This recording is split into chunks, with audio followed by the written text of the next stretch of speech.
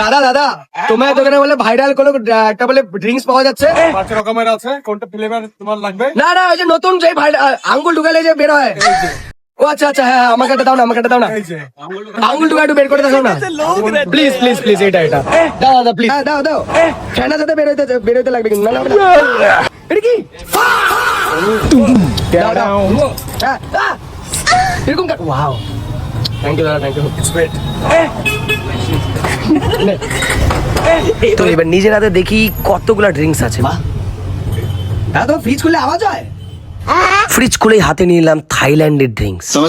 তারপরে এই দেখো মালয়েশিয়ার একটা ড্রিঙ্কস, বিভিন্ন ফ্লেভারের আছে।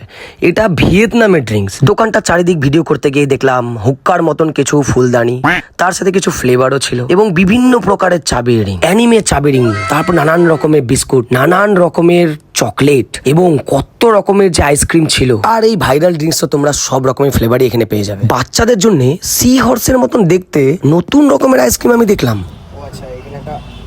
এইবার আমার খাওয়ার পালা।